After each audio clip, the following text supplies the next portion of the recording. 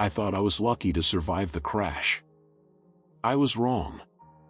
I looked out the window as the sun set over an endless sea of clouds floating below, looking every bit like I was sailing on my way to heaven. But inside the plane was a different story. I was sitting in premium economy class. In translation, the cattle car with around an inch of extra legroom. As I glanced longingly up the aisle toward the first-class section, a man who looked like he weighed easily 350 if not 400 pounds plopped into the seat beside me. I say plopped, but it was more of a struggle than that. It was like watching trying to shove a beach ball into a balloon. When he finally squeezed his way into the seat, he looked at me and smiled sheepishly. I'm sure he was embarrassed, just as I was sure that I would regret having the window seat when the horrible time came that I had to go to the bathroom. I thought they had a weight limit for passengers. I suppose when you buy cheap seats you get what you pay for. I tried to get the company to spring for first class, but they wouldn't hear of it. Premium economy was as high as they would go. I guess I see where their top salesman ranks. Okay, maybe not the top salesman, but I do sell some. Anyway, I tried to settle in beside my new best buddy, whom in my mind I affectionately labeled the blimp. This was going to be the longest 9-hour flight of my life. I spent the first hour trying in vain to get some work done on my laptop. That was when my bladder betrayed me. I tried to ignore it and keep working for another half hour, but then it was time. I got an emergency notice from down below: go to the bathroom or go in your pants. I surrendered and began the long process of trying to wake the blimp. I nudged him, then pushed him, then pinched him. Finally, he roused from his slumber like a sleeping dragon. "Are we there already?" he said, yawning. "No, sorry, I have to use the restroom," I said. He looked at me as if I had just asked him to skip the next several meals. "Can't you hold it?" he said. My mind ran through an entire list of expletives and derogatory remarks that I would have loved to answer with, but in the end, I went with the one most likely not to get me eaten when I eventually tried to sleep. "No, I can't hold it for another 7+ hours, I said, my voice dripping with sarcasm. He grunted and began the long extrication process, as my bladder screamed for mercy. Finally, he stood and stepped into the aisle, knocking the hat off the person sitting in front of us. "Watch it, bud," the man said. The blimp stepped aside and pointed at me as I tried to get around him to rush back toward the restrooms. Both doors said, "Occupied." I tried the first door just to be sure. "Someone's in here," a woman's voice sing-songed. I tried the second one. "Can't you read?" came an irritated voice from inside the room. "It's occupied." I stood there and endured the pain of an overfull bladder, having no other choice. I looked around to see if there was a garbage can with an empty soda bottle. But there wasn't. Just when I was sure my bladder was about to explode, I heard the latch open and a large man stepped out of the bathroom. He glared at me. "You got a problem with letting people use the John in peace?" "Nope," I said as I dodged past him and into the bathroom. I whipped around and latched the door. "Hey," the man said from the other side. I wasn't done talking to ya. I ignored him as he pounded on the door. I was too busy relieving myself to pay attention until I heard, "I'll be waiting out here for ya." Great, I thought. Now some big, good old boy wants to kick my butt. I finished and was about to flush when I paused instead. Maybe I can wait him out. I put the seat down and sat. After a while, I looked at my watch and it had been 10 minutes. Surely, he would be gone by now. I reached for the latch when I heard the other door open. "Excuse me, ma'am," I heard him say as the woman in the other bathroom walked by. He was waiting. And I was sure it wasn't to say that he understood my urgency and wanted to apologize for taking so long. I sat back down and contemplated my options. A. Sit here for the rest of the flight. B. Go out and get my butt kicked. I didn't like either option. The plane suddenly rocked so hard I was thrown against the wall. I saw stars. It took me a minute to recover and stand to go see what had happened when I was thrown against the wall again. This time I nearly lost consciousness. I cautiously reached for the door handle when the third time was the charm. I hit the wall and the lights went out. I woke to cold water slapping me in the face. I thought I had fallen asleep and a stewardess was waking me up. The reality was so much worse. There was water in the room. I'm not talking about a puddle on the floor. I'm talking about water halfway to the ceiling. I had my own pool for the first time in my life. Instant panic set in. Had a water pipe burst? Had I bumped the sink before I went unconscious and flooded the room? I didn't want to be responsible for the carpet cleaning cost. I reached for the door and tried to open it, but it was stuck. Was the big guy leaning against it, trying to teach me a lesson about being impatient? I pushed again and it gave a little. I planted my feet against the toilet and shoved with all my might. Finally, the door came open. My worst nightmare couldn't be as bad as what I saw. There was water everywhere. The seats were covered and there was only a few feet of open air from the top of the seats to the ceiling of the plane. I saw heads bobbing above the water. I sloshed through and saw people still in their seat belts unconscious. I unfastened those closest to me and saw they had life preservers around their necks. I looked around for one for myself. I glanced over and there was the blimp, still fastened into his seat, not moving. I shook him, but he didn't respond. I unfastened his seatbelt, but he was wedged in and couldn't get flowed out. I struggled to release him but realized he hadn't moved the entire time. I checked for a pulse, but he was gone. I pulled the life preserver over his head and put it on my own. I looked up the aisle and saw many more heads bobbing. I also saw the water had risen. Panic gripped me and told me I was about to drown. I started swimming my way toward the front, hoping to find the emergency exit. On the way, I unlatched as many seat belts as I could. All the passengers looked like they were unconscious, but just in case. I made it to the emergency door and tried to open it. It was harder to open than the bathroom door. I pushed with all my might and it barely budged. I wished I had the big angry guy with me right about now, but I was the only one I'd seen moving. A few of the passengers I'd released floated toward me, but their eyes remained closed. For what seemed like hours, I struggled to open the emergency door to no avail. I paused to take a breather when I heard a horrible sound. It was like a screeching and stretching of something inhuman. Like a monster in its death throes. I looked around, trying to find the source of this horrible sound when I noticed the ceiling had begun to split apart above me. The screeching sound got louder as the water level rose.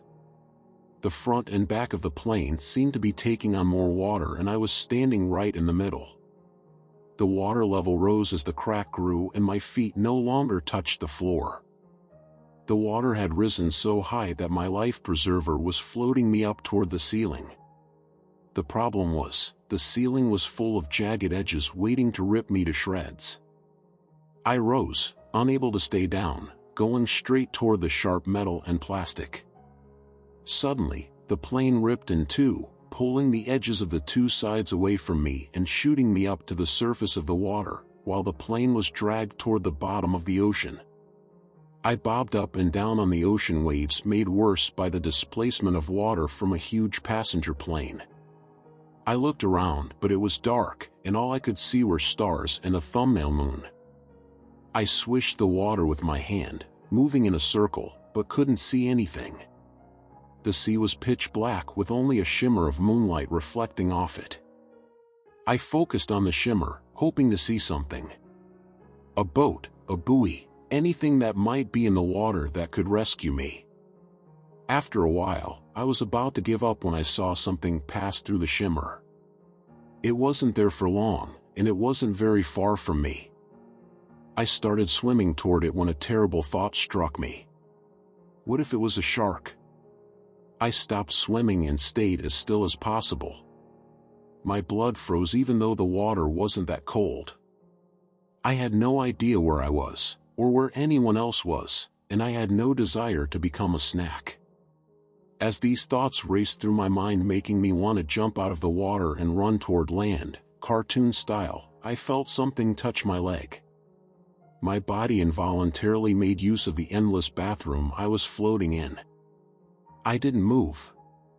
I used every ounce of determination, fueled by sheer terror, to stay as still as possible. I waited for an eternity. Nothing happened. Just as I was about to breathe a sigh of relief, something touched me again. It was toying with me, tenderizing me, waiting for me to lose it and start thrashing around so it could enjoy its meal. It bumped me again, this time on my head. Wait a minute, I thought. Sharks don't jump out of the water to get what's already in their reach. I took a deep breath and turned around to see what had been touching me. It was a fellow passenger floating in their life preserver. In fact, it was the man who had been in the bathroom. I breathed a sigh of relief. "So you made it too?" I said. The man stared at me silently. "You're not still mad at me for that silly bathroom thing, are you?" I said. He refused to speak. "Let it go, man," I said. "Be happy we made it through this." His eyes penetrated mine. "Fine, be mad if you want." Then he turned his eyes away from me and stared off into the distance. "What?" I said. "What do you see? What's out there?" I turned and scanned the horizon to see what it was he had spotted. As hard as I looked, I didn't see a thing. "What did you?" I trailed off. He was gone. I was once again alone in a sea of darkness. I questioned if he had ever been there at all. What was happening to me? Was I losing my mind? As I questioned my sanity, I heard something off in the distance. I listened for a long time before I heard it again. It was a whistle. Not like someone whistling a tune, but a plastic whistle someone would use to call for help. This stirred a memory. I looked down at my life preserver and sure enough, there was a plastic whistle attached to it. I pulled it free and began blowing it in answer. After several loud blasts, I waited. There was a whistle in answer. I began swimming toward where I had heard the sound. After a few minutes, I stopped to rest and blew my whistle again. When the return whistle came, I was surprised to find the sound didn't come from in front of me, but off to my right. I must have gotten turned around somehow. I started swimming in the direction of the sound and stopped to blow my whistle. Once again the answering whistle didn't come from in front of me but off to the left, almost behind me. Am I swimming too hard and going right past them? I decided to stay still for a few minutes and then blow my whistle. When the answer came, it was in a completely different spot. I tried to test my theory that it wasn't me that was moving. I stared in the direction of the last whistle and waited for a minute. When the answering call came this time, it was behind me. The stranger thing was, it seemed like no matter what I did, the whistle never got any closer or farther away. I was getting creeped out. I stopped whistling. After a while, I heard the whistle again, this time from in front of me. I refused to move or answer. After a while, I heard it again, still in front of me. There was no doubt in my mind. Someone was playing games. My first and most obvious guess was the guy from the bathroom. He seemed like the kind to play mind games on someone. But would he go further? As far as I knew, we were in the ocean alone. I had no idea how many had made it out of the plane, but I was sure the guy wouldn't be able to convince them all to play along with his stupid little game when they were fearing for their lives. The darkness began to fade as the first vestiges of light fought against it, turning the sky steel gray. The light brought me hope and would also bring me answers. This guy could hide and play games in the dark, but the light would reveal his deception. As the gray sky turned lighter and gave way to orange, then bright yellow, I saw dots all around on the surface of the water. I swam toward one and found it was another passenger.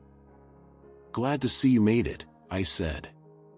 I was indisposed at the time. "Any idea what happened?" The woman looked back at me with empty eyes. "Hello?" I said, waving my hand in front of her face and snapping my fingers. She didn't respond. I reached over and felt her neck for a pulse, waiting to be slapped for being so forward. But the only slap I received was reality. She had no pulse. She was dead. I felt helpless. I wanted to say something, to do something. But there was nothing to be done. The woman slowly floated away from me. I looked around and saw several others bobbing on the water. There were at least a dozen. "Hello?" I called out. "Is anyone else alive?"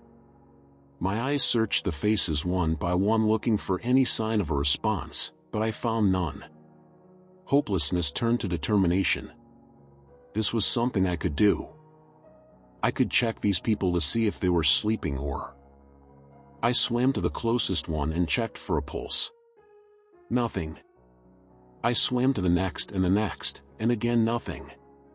When I got done checking those I had seen first, a few more popped up a little further away that I must have missed. I checked them all.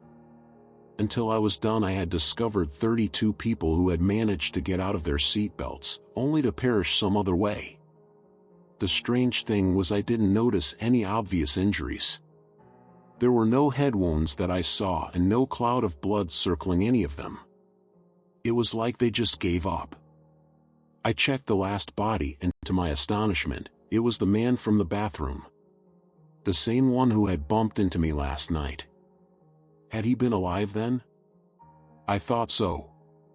But the more I replayed our encounter, the less I believed he had been alive.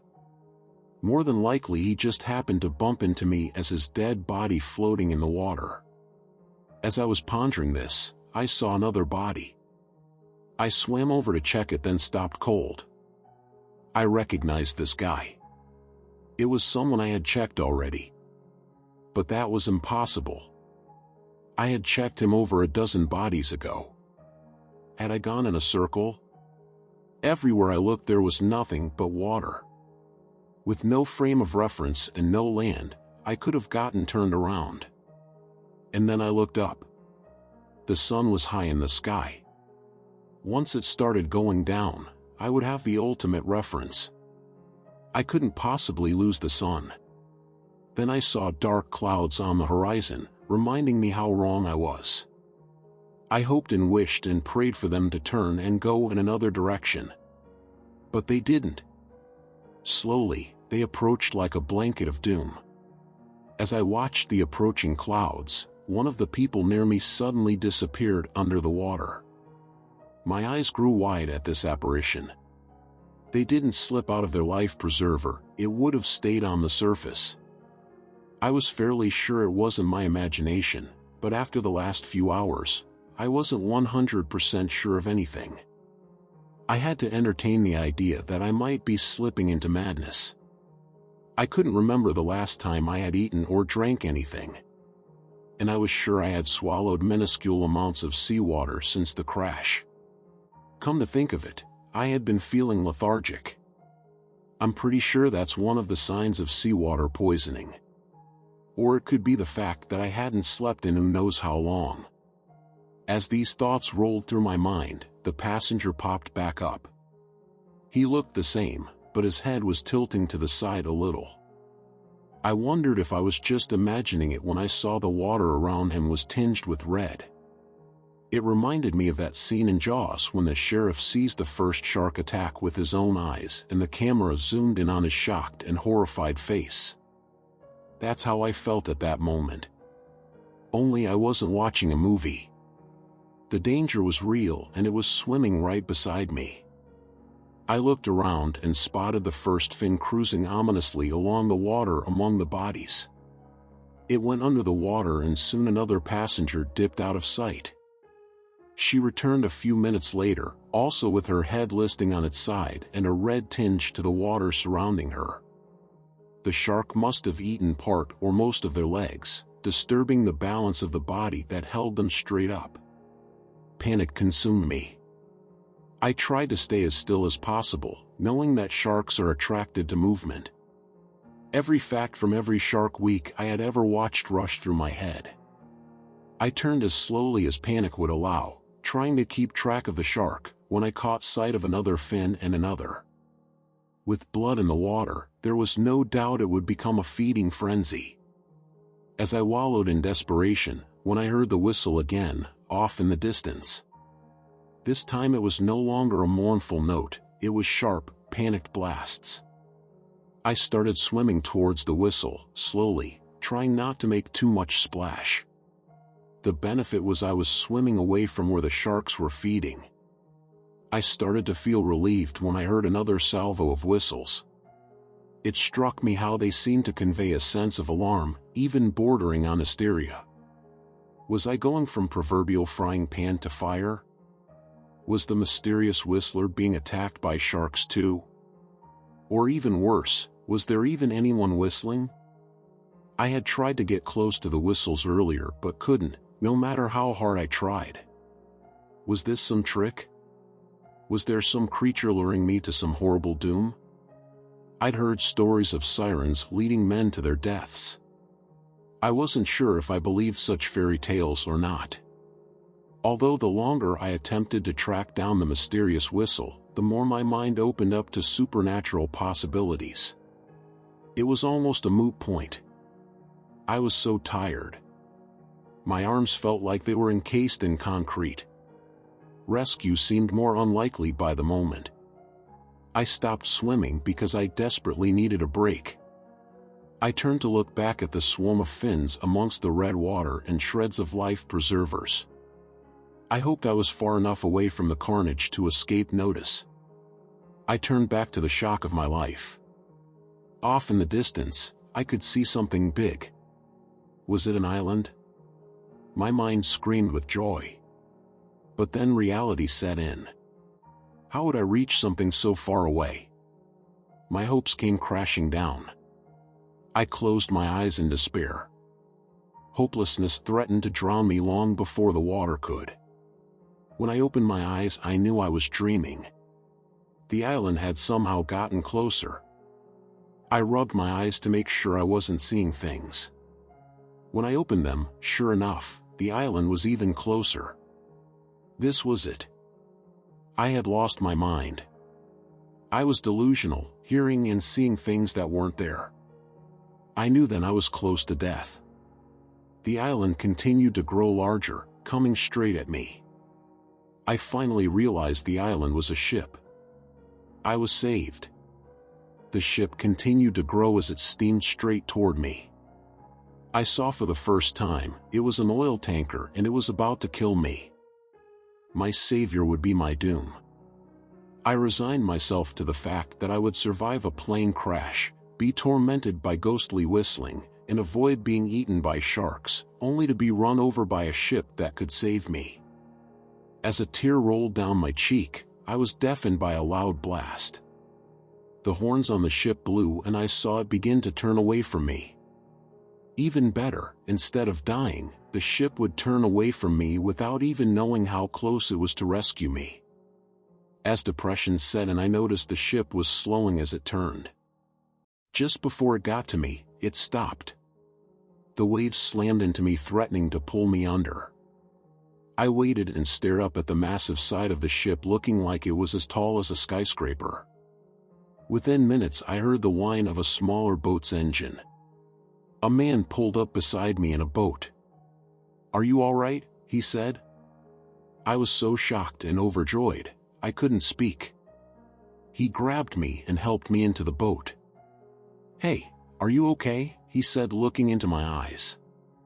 "Yeah," I managed to whisper, surprised at the raspiness of my voice. "Is there anyone else here?" he said. It took me a moment to think. I was following a whistle. He looked around, then started the boat off in another direction. Before I knew it, he stopped and pulled someone else out of the water. It was a woman I didn't recognize. He sat her at the far end of the boat. "Are you okay?" he asked her. She looked at him with empty eyes but didn't answer. I could empathize with her. The shock of the last 24 hours must have rendered her mute. I saw the whistle in her hand and knew she was the one I had been chasing. "Did you see anyone else?" he asked her. She didn't look at him and said nothing. He hung his head and turned the boat to head back to the ship. When we got there, he hooked the boat onto wires that hung down and shouted up to the deck. The boat started rising. I knew I was finally safe. The woman looked up for the first time. She looked at the man who had rescued us and grinned. There was something wrong with her grin. It was too big. There was no way her mouth could be human. Her teeth grew impossibly long and pointy, and her face turned green. Her clothes melted away into the form of some lizard/fish-looking creature. She dove at the man and sank her teeth into his neck. He screamed as she viciously attacked, ripping and tearing at his face, arms, and chest. It wasn't long until he was nothing but a bloody lump of flesh. She turned to Dove and me. Watching him being torn apart had given me a moment to acknowledge what had happened. I focused all my energy on one desperate plan. As she dove toward me, I kicked with all I had. My foot impacted her in the face and changed her direction. Instead of diving at me, the kick turned her and she sailed over the edge of the rising boat. I listened to the inhuman shriek as it fell all the way down to the water. I laid back in the boat, exhausted, mentally and physically. I opened my eyes when I felt the boat lurch to a stop. The crewmen looked into the boat and recoiled as they saw the remains of their crewmate laying next to me.